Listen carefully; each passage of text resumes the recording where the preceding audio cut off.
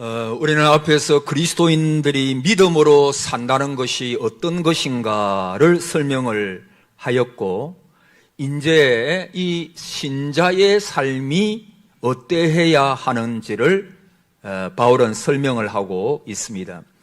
오늘 본문 12절에 보니까 그러므로 너희는 죄가 너희 죽을 몸을 지배하지 못하게 하여 몸의 사욕에 순종하지 말고, 그렇게 말씀을 합니다. 여러분, 우리나라 속담에 바늘 도둑이 소도둑 된다는 말이 있지요.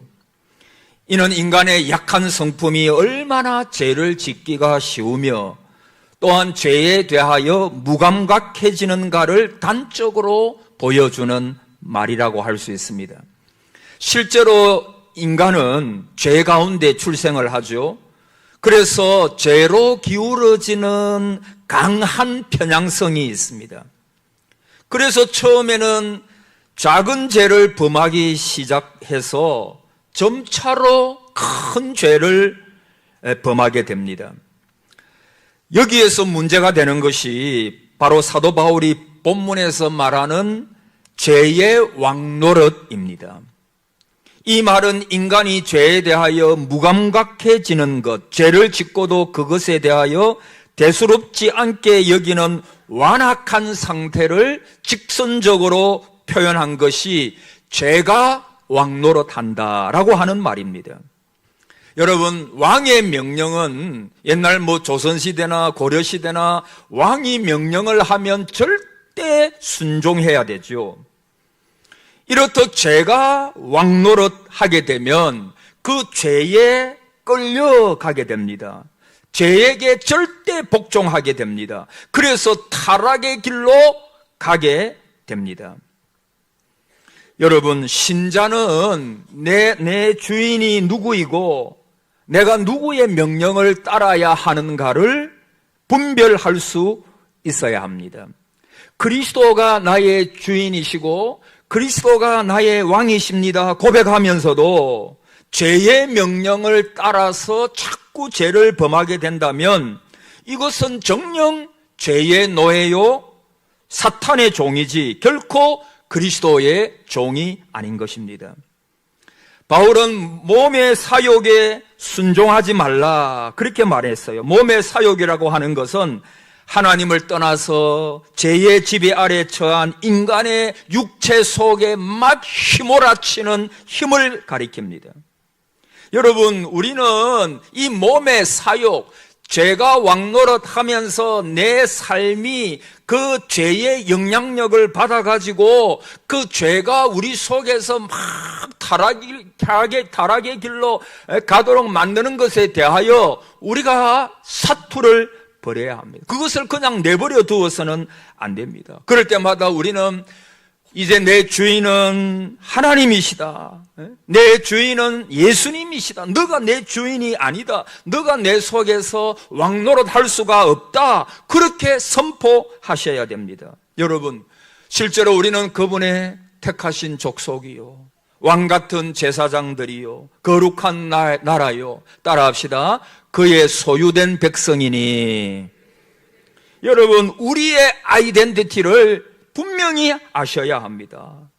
나는 이제 죄에게 왕노릇하는, 죄가 우리 몸에 왕노릇하는 사람들이 아니라 이제는 하나님의 은혜로 말미암아 하나님의 자녀가 되었고 그의 소유된 백성이고 왕같은 제사장이고 택하신 족속이다라고 하는 이 분명한 정체의식을 저와 여러분이 가져야 합니다. 그래서 베드로는 사랑하는 자들아, 나그네와 행인 같은 너희를 권하노니 영혼을 거스려 싸우는 육체의 정욕을 제어하라 그래서요.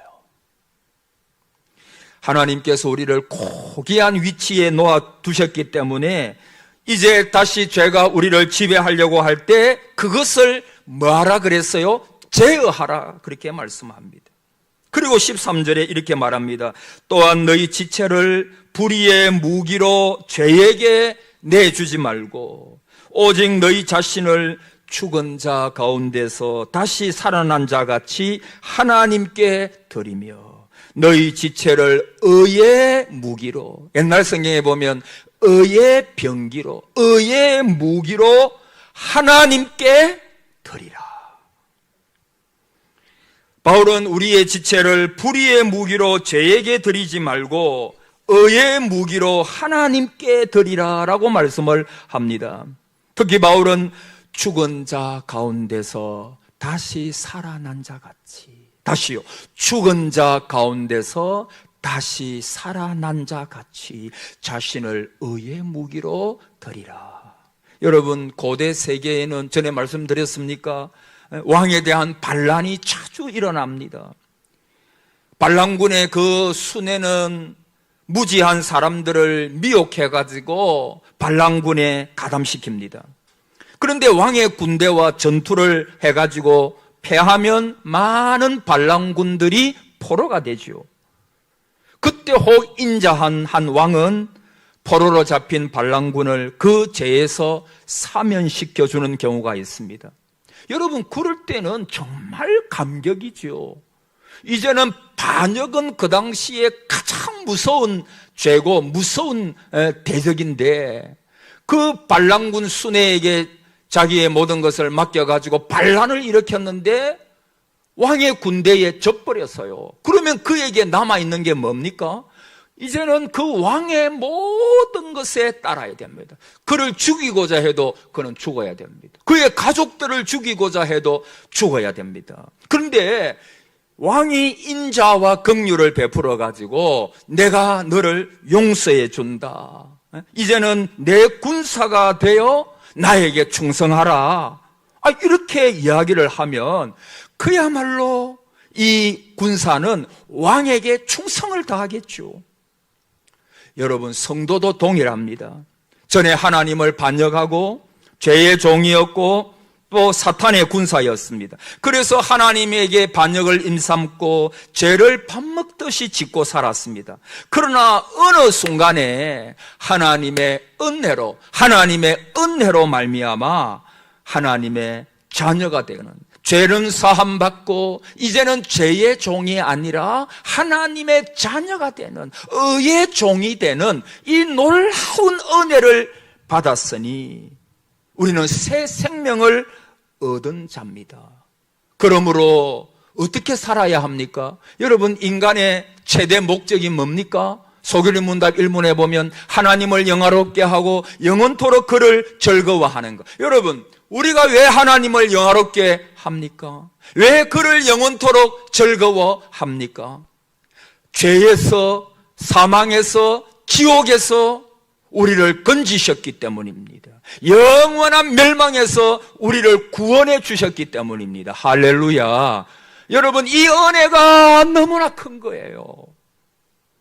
내가 병이 들어서 낫는 것도 은혜고 다른 많은 은혜가 있지만, 늘 말씀드리지만 내 죄가 속죄함을 받은 것, 내가 하나님의 자녀가 된 것, 새 생명 가운데서 행하게 된 것, 여러분, 이것만큼 큰 은혜가 어디 있겠습니까? 그래서 우리는 보혈의 피 찬송을 옛날 성도들은 너무나 많이 우리 교회도 앞으로 그런 찬송이 더 많이 불려지기를 바랍니다만은, 보혈 찬송을 왜 부릅니까?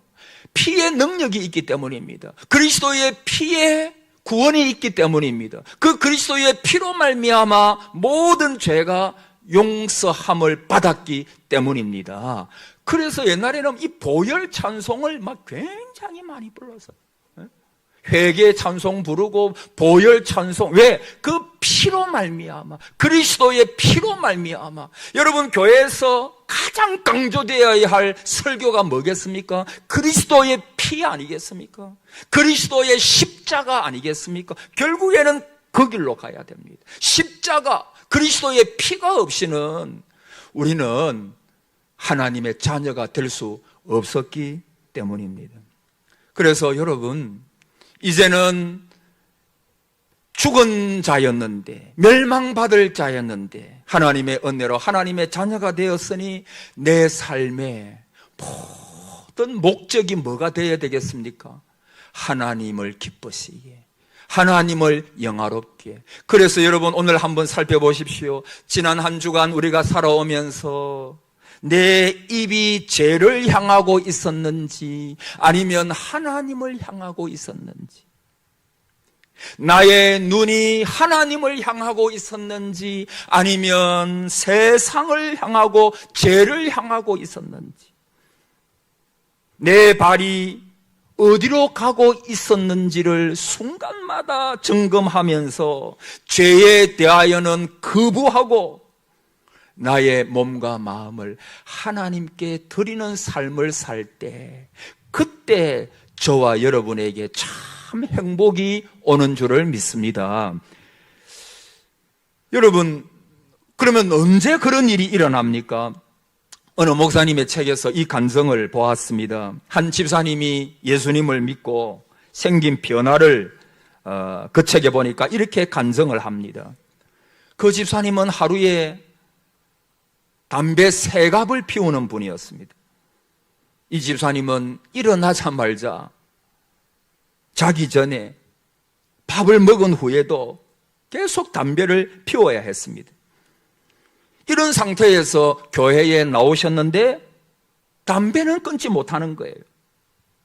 1시간 하나님 앞에 예배드리기가 너무 힘이 들어가지고 예배가 끝나자마자 손살같이 골목으로 달려가서 담배를 피우고 와서 밥을 먹습니다. 이분이 약도 먹어보고 프로그램도 참여해보고 병원도 다녀보았지만 어릴 때부터 평생을 피운 담배라서 끊을 수가 없습니다. 그런데 놀라운 일이 일어납니다.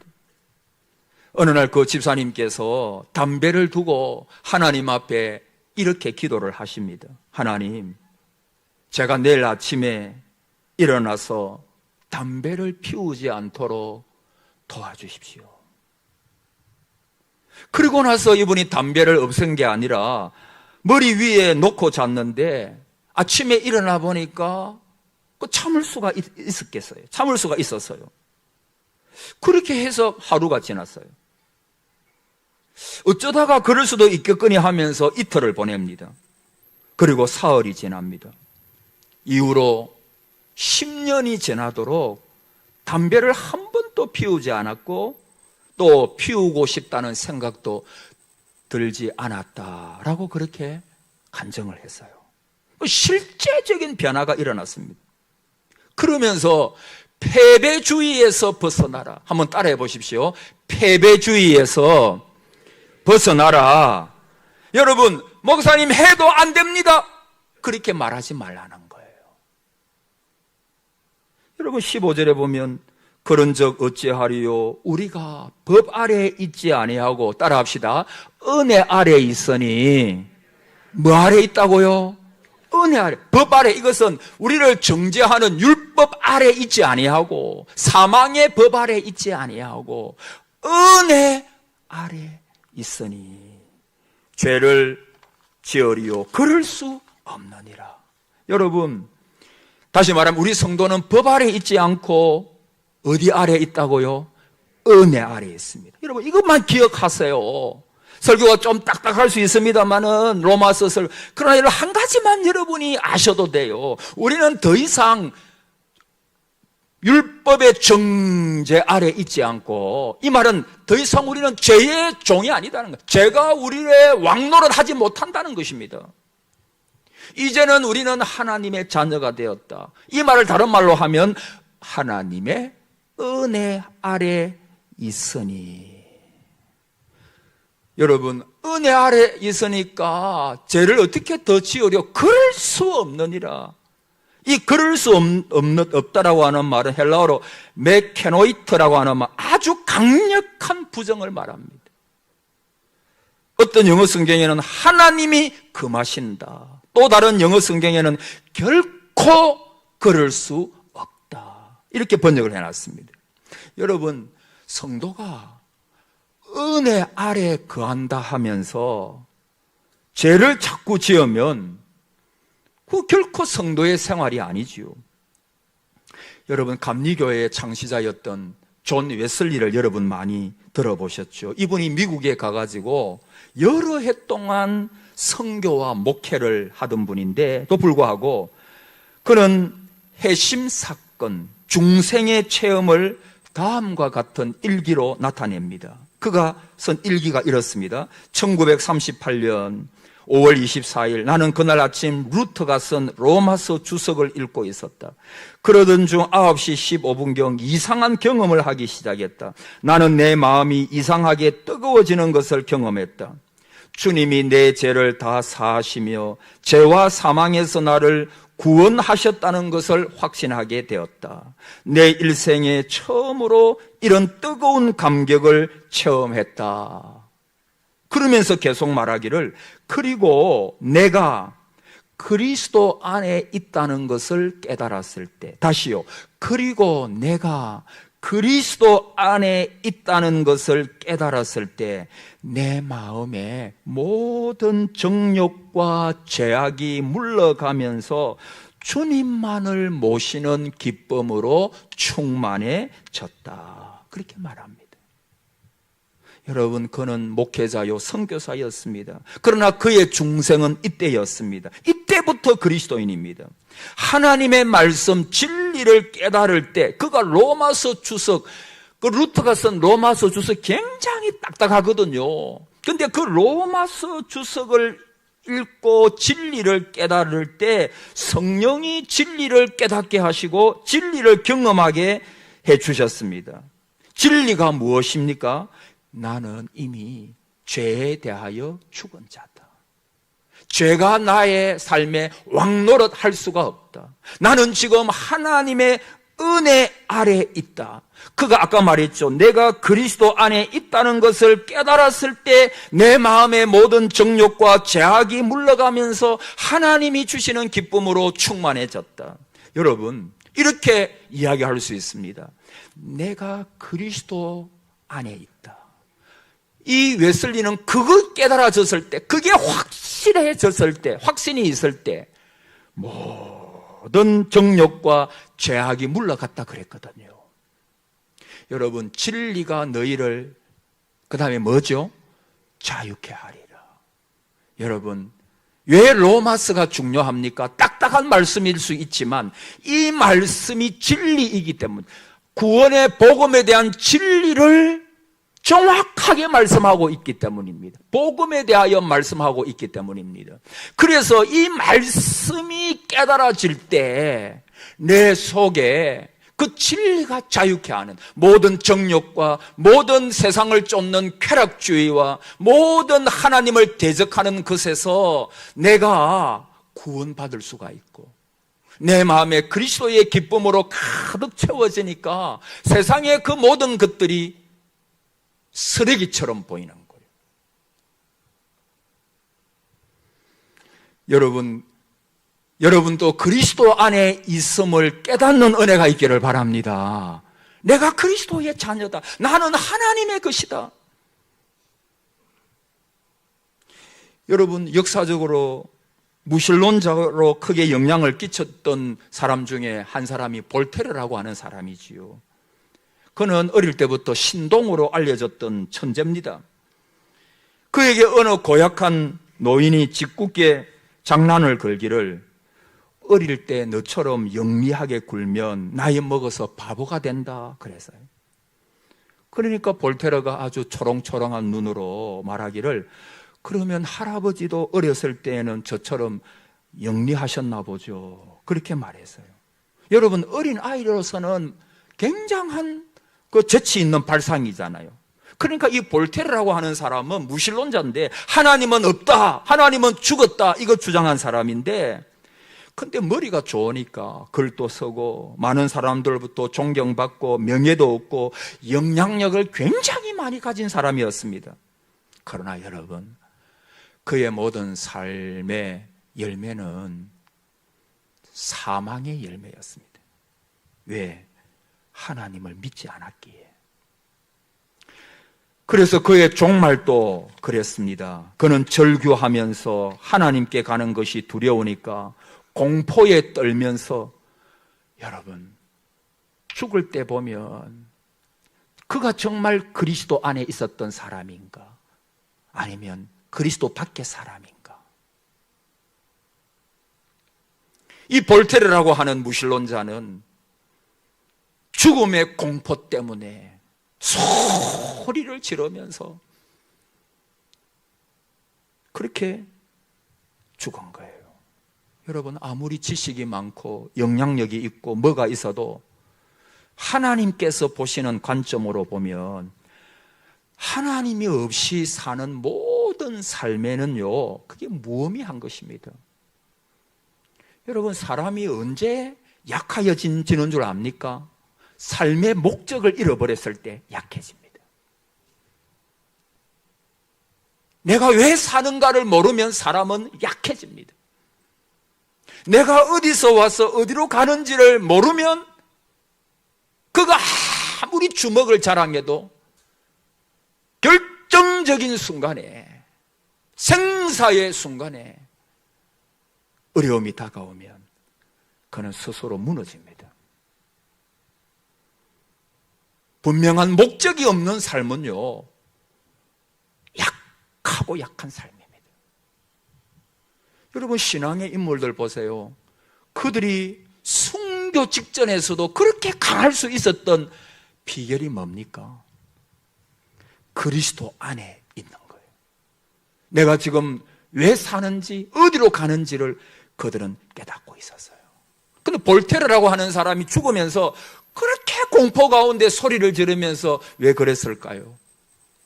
여러분, 하나님 없는 삶은 무의미한 것이고 허무한 것이며 두려운 것이며 공포로 가득 찬 삶이에요. 많은 사람들이 그 길로 가고 있어요.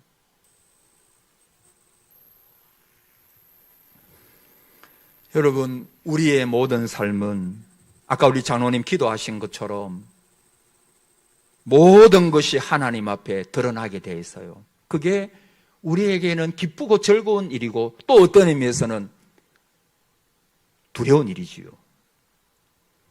이 오스카 와일드라고 하는 유명한 문인이 있었는데 그는 아주 존경받는 사람이었지만 나중에 동성연애자라는 것이 밝혀졌고 기타 잘못된 행위들이 밝혀졌습니다.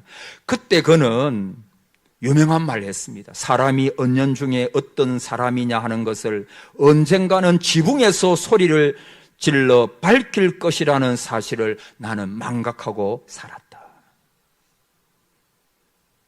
은연중에 남이 보는 사람이 없겠지라고 하는 그 가운데서 살았던 나의 삶이 지붕에서 내 모든 행위가 다 밝혀지게 될, 여러분, 하나님 앞에서 그렇지 않습니다. 이거 아주 성경적입니다. 우리의 모든 삶은 하나님 앞에서 밝혀질 거예요. 죄의 종으로 살게 되면 그 열매와 결과가 무엇입니까? 그것은 허무요, 그것은 두려움이요, 공포요. 그런 삶을 살게 된다는 거죠. 사랑하는 성도 여러분, 그런데 내 삶으로는 잘 안 됩니다. 내가 의의 무기로 하나님께 드리며 하나님이 기뻐하시는 삶을 살고자 하는데 막상 불의의 무기로 내 삶을 드리는 때가 많잖아요. 그러므로 우리는 결론적으로 성령님께 모든 것을 맡겨야 합니다. 내 힘으로 안 되더라고요. 여러분, 우리 많이 실패하지 않습니까? 내가 결심하고 가고 해도 잘 안 되지 않습니까? 어떤 분은 성령을 따라서 사는 삶을 수영에 비유하여 말하기도 합니다. 어떤 분이 강가에서, 여러분이 강가에서 수영을 한다고 생각해 보십시오. 물이 무릎까지 왔을 때는 내 마음대로 움직일 수가 있지요. 물이 가슴까지 넘칠 때에도 그런 대로 내가 자유를 가지고 내 의지대로 할 수 있어요. 그러나 그 물이 목 위로 올라오기 시작할 때는 내 몸이 물 위에 뜨고 말죠. 그때는 자유가 없습니다. 물이 흐르는 대로 흘러갈 수밖에 없어요. 여러분 중에 이 같은 성령의 은사를 경험해 보지 않은 분은 한 분도 없을 것입니다. 성령이 내 안에서 말씀하시는 것을 들어보지 않은 분은 없을 것입니다. 적어도 그리스도인이라고 한다면 다 같이 성령의 말씀과 성령의 은사와 그 역사를 체험합니다. 이제 저와 여러분의 가슴을 열고 성령님을 이미 내 안에 와 계시지만 그 성령님께 여러분의 삶을 온전히 맞아들이고 성령님을 맞아들이고 그분에게 맡겨보십시오. 순종해 보십시오. 생각이 달라질 것입니다. 또 한 번 순종해 보십시오. 깊은 데로 가면서 순종해 보십시오. 내 의지가 바뀔 것입니다. 다시 한번 순종해 보십시오. 내 몸이 뜨거워지는 것을 경험하게 될 것입니다. 거기에 기적이 있고 거기에 성령의 역사가 나타납니다. 여러분, 성령을 쫓아 행하라. 그래서 말씀하고 있지요. 성령님께 여러분의 삶을 맡기십시오. 그분께서 역사해 주기를 기도하십시오. 그분께서 여러분의 모든 정욕을 이길 힘을 달라고 그분께 간구하십시오. 내 힘으로는 잘 안 되더라고요. 여러분, 베드로는 자기를 과신했을 때 철저하게 패배했습니다. 그리스도를 부인했습니다. 저주까지 하면서 부인했습니다. 그러나 그가 성령 충만할 때 자기 존재를 버렸습니다. 주님이 주시는 성령의 역사에 끌려가는 동안에 엄청난 사역을 그가 하게 되는 것입니다. 사랑하는 성도 여러분, 어떻게 의의 무기로 하나님께 드립니까? 이 진리를 믿어야 됩니다. 나는 더 이상 죄가 내 속에서 왕노릇하는 것이 아니라 내 주인은 하나님이시다. 한번 따라해 봅시다. 내 주인은 하나님이십니다. 하나님이 내 주인이에요. 그리스도가 나의 왕이십니다. 그 진리를 확신해야 됩니다. 그리고 성령님께 주님, 성령님, 내가 그걸 알면서도 죄를 범하고 타락하고 정욕을 쫓아 살고자 하는 마음이 내 속에 너무너무 강합니다. 그래서 저와 여러분이 실패하지 않습니까? 성령님, 나를 불쌍히 여겨. 내가 성령님께 온전히 맡깁니다. 성령님께서 내 삶을 주장하시고 내 입에 말씀을 주셔서 거룩한 말을 하게 하시고 내 눈이 성령께서 역사하셔서 거룩한 것을 보게 하시고 내 발을 성령께서 역사하셔서 거룩한 곳으로 가게 해 주시옵소서. 내 힘으로 안 돼요. 그래서 이번 한 주간 여러분 패배주의에서 벗어나서 여러분을 하나님께 드리기를 힘쓰십시오. 기도하고 말씀 읽는 일에 힘도 쓰십시오. 그러나 궁극적으로는 성령님, 나를 붙들어 주시고 나의 모든 거 함께 해 주셔서 정욕과 죄악 이런 것들이 다 물러가고 그것들이 쓰레기처럼 보이게 하시고 오직 하나님이 주시는 기쁨으로 내 속에 가득 차서 내 모든 삶이 그리스도께 드려지는 참된 예배가 될 수 있도록, 하나님께 드려지는 참된 예배가 될 수 있도록 성령님 나를 붙들어 달라고, 성령님 나를 도와달라고, 성령이여 인도해 주시옵소서. 여러분, 그럴 때 성령은 자기 뜻대로 행하실 것입니다. 그럼 성령은 거룩한 영이시기 때문에 우리가 죄에서 벗어나서 나도 모르게 능력을 입고 성령의 능력으로 거룩한 삶을 살아갈 수 있는 힘을 그 성령님께서 우리에게 주시는 것입니다. 오늘 저와 여러분, 이 은혜가 여러분과 또 여러분의 가정과 우리 교회에 충만하셔서 여러분 이번 한 주간 또 어렵지만 의의 무기로 하나님을 영화롭게 하면서 아름다운 생을 살아가시는 저와 여러분 되시기를 주의 이름으로 축복합니다. 아멘.